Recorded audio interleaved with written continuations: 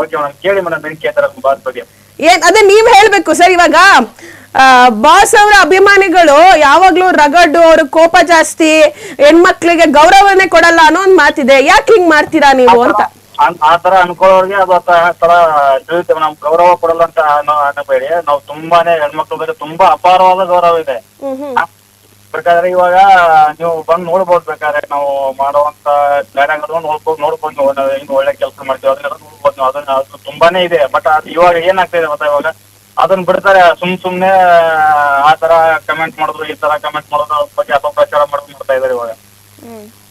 ಇವಾಗ ಎಕ್ಸಾಕ್ಟ್ ಆಗಿ ನೀವು ಅವ್ರು ಕಮೆಂಟ್ ಮಾಡಿರೋರು ಇವಾಗ ಎಕ್ಸಾಕ್ಟ್ ಗೊತ್ತೇ ಇಲ್ಲ ಯಾರಿಗೂ. ಡಿ ಬಾಸ್ ಅಭಿಮಾನಿಗಳಂತಾನೆ ಗೊತ್ತಿಲ್ಲ. ಅವ್ರು ಫೇಕ್ ಅಕೌಂಟ್ ಫೇಕ್ ಮಾಡ್ಕೊಂಡು ಮಾಡ್ತಿರ್ಬೋದಲ್ಲ ಅವರು. ಫೇಕ್ ಮಾಡ್ಕೊಂಡ್ ಮಾಡ್ತಾರೆ ಅಂತ. ಹಾ ಮೇಡಮ್, ಅವ್ರು ಒರಿಜಿನಲ್ ಡಿ ಬಾಸ್ ಅಭಿಮಾನಿಗಳಲ್ಲ. ಅಲ್ಲ ಅಲ್ಲ ಅಲ್ಲ ಅಲ್ಲ. ಯಾಕೆ ಇವಾಗ ಕಿಚ್ಚ ಸುದೀಪ್ ಅವ್ರಿಗೂ ಫ್ಯಾನ್ಸ್ ಇದಾರೆ, ಶಿವಣ್ಣ ಅವ್ರಿಗೂ ಫ್ಯಾನ್ಸ್ ಇದಾರೆ, ಅವ್ರ ಅಭಿಮಾನಿಗಳನ್ನ ಯಾಕೆ ಫೇಕ್ ಮಾಡಲ್ಲ? ಬರೀ ಇವ್ರ ಅಭಿಮಾನಿಗಳನ್ನೇ ಯಾಕೆ ಫೇಕ್ ಮಾಡ್ತಾರೆ?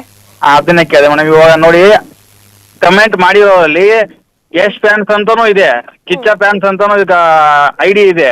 ಬಟ್ ಈಗ ಹಂಗಂತ ಇವಾಗ ಸುದೀಪ್ ಸರ್, ಯಶ್ ಸರ್ ಅವ್ರಿಗೆ ಕಮೆಂಟ್ ಮಾಡಕ್ ಹೇಳಿದ್ರ ಅಂತ ಅನ್ನಕ್ಕಾಗುತ್ತಾ? ಇಲ್ಲ ಅವ್ರ ಫ್ಯಾನ್ಸೇ ಮಾಡಿದ್ರ ಅಂತ ಹೇಳಕ್ಕಾಗುತ್ತಾ ಹೇಳಿ?